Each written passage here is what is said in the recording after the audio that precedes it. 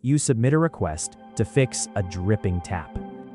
And somewhere on the form, or on the lease it came from, there is a company name, something like a street name, followed by the letters LLC. It sounds like a small local firm, and you have never thought about it for more than a second. Here is the problem. That company very likely owns exactly one thing, which is the building you live in. It was created for that purpose. It has no other business, no other property, and possibly no employees at all. And if it was formed in one of 4 particular states, the public record of it does not contain a single human name. Not hidden, not concealed, simply not required. And you can check this yourself tonight on your own lease in about the time it takes to boil a kettle. Everything in this episode is public. In the first episode of this season, this channel gave you a 15-minute job. Look up your deed, take the entity name to the business registry, find out who is behind it. This episode is about where that method stops working and why. Because it does stop, and it would be dishonest to teach you the lookup without telling you where the road ends.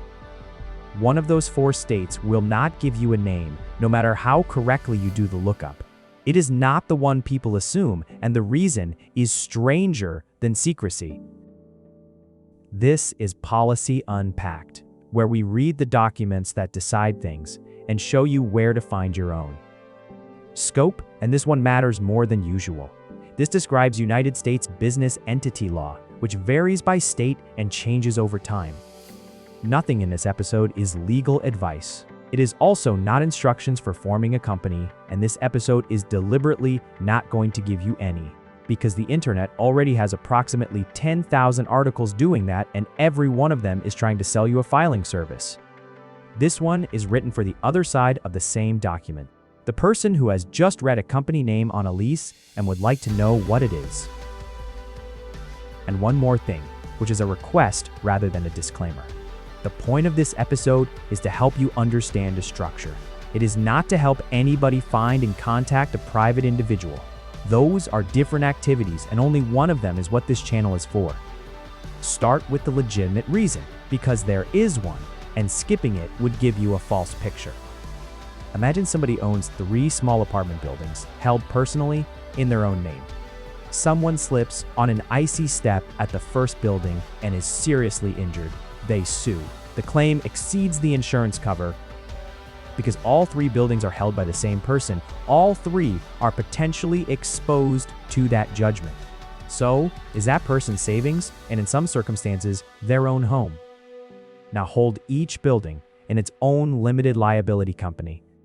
The claim arising at Building 1 reaches Building 1. It does not reach Buildings 2 and 3, because they are owned by different legal entities that had nothing to do with the icy step. That is what a single-purpose entity is for. One company, one asset, and a wall between it and everything else. Notice that the wall is not built against you. It is built against a court judgment, and the person it is protecting is often the owner's own household. And industry practice reflects that. Properties above roughly $500,000 often warrant their own entity on that reasoning alone, which tells you something about who this is written for. That threshold is low enough that a great many ordinary buildings clear it, so this is not a structure reserved for towers and institutions.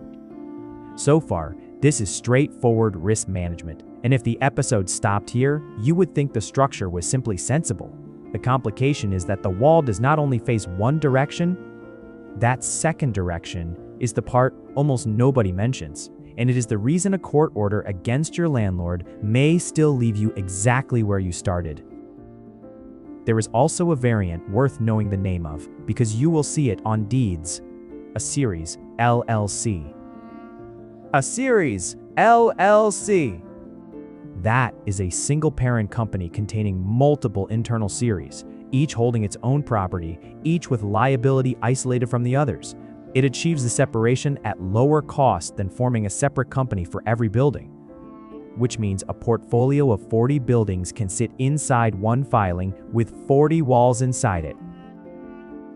And that is the point where a structure built for protection starts doing something else as a side effect, which nobody designed and nobody is required to fix.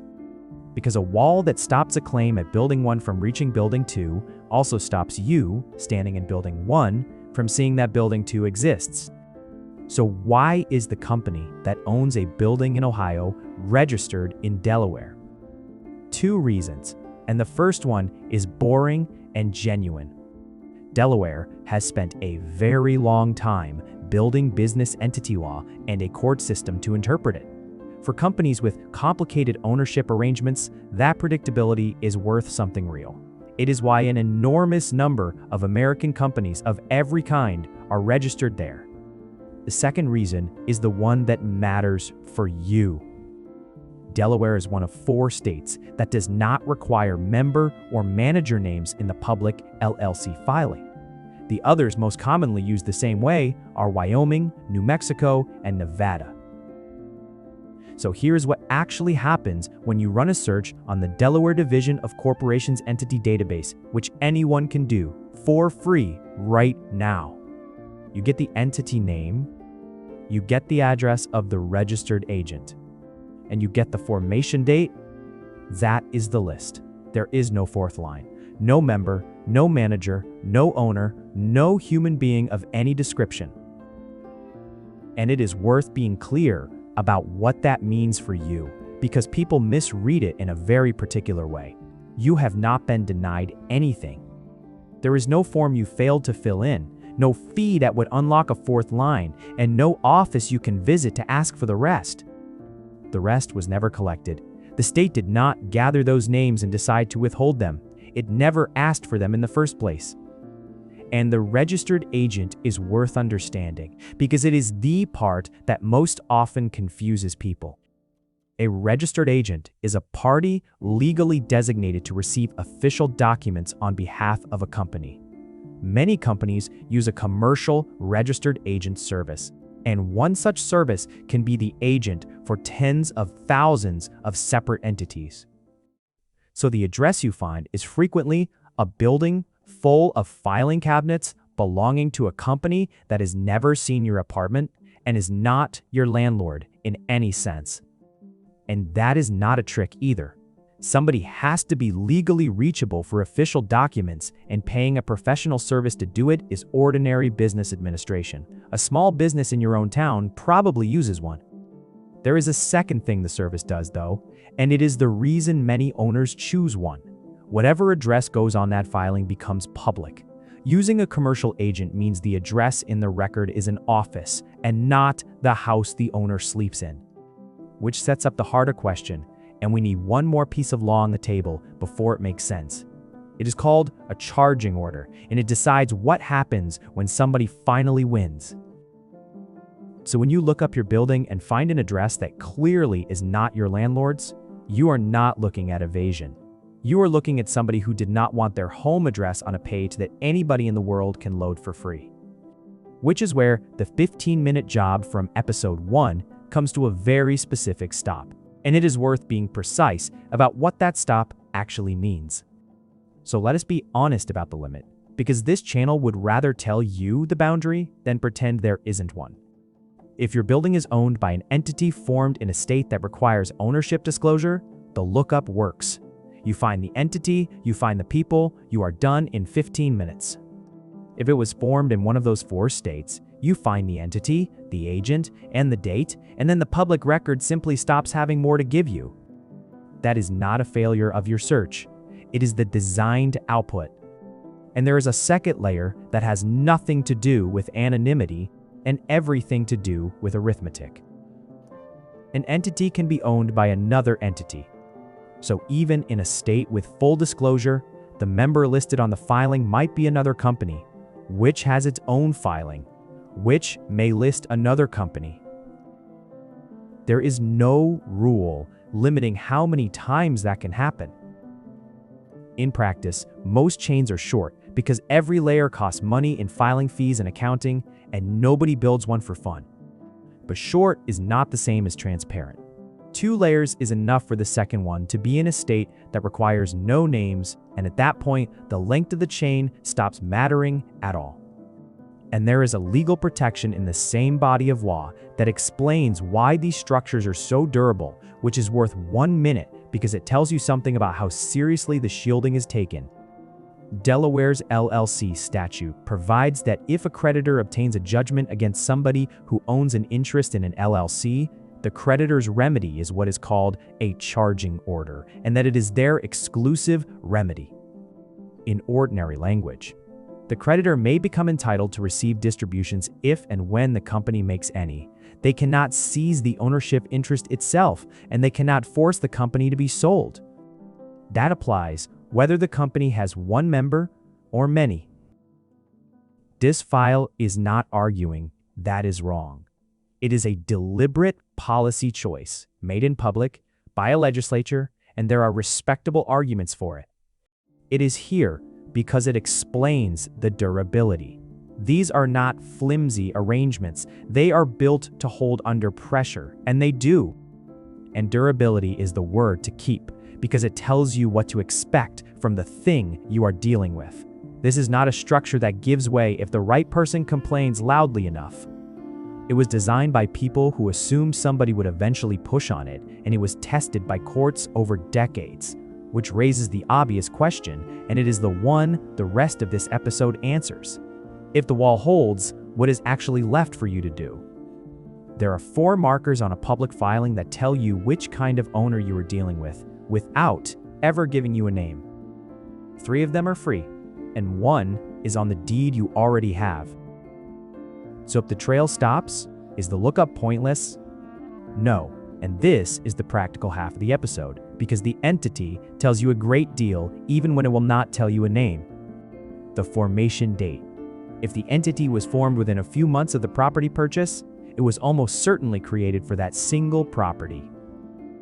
That tells you the owner is running a structured portfolio rather than being one person who inherited a duplex. The state. An entity formed in the state where the property sits suggests a local owner. An entity formed in one of the 4 suggests professional structuring and usually an advisor. The registered agent. If it is a commercial service used by tens of thousands of companies, that is another marker of professional structuring. If it is a law firm or an accountant in your own town, that is a different picture entirely. And the name itself, which is the one people overlook. Entity names in a portfolio are frequently systematic.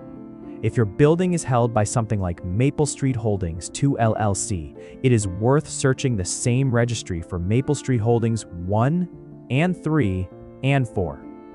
And widen it if the numbers return nothing, because portfolios do not always number their entities. Search the distinctive word on its own and look for filings that share an agent in a formation week. One person with one duplex will never produce that pattern. You may find a set of sibling entities formed on the same day by the same agent. You will not learn who owns them. You will learn the shape and roughly the size of what you are dealing with. And that changes the conversation you are actually in.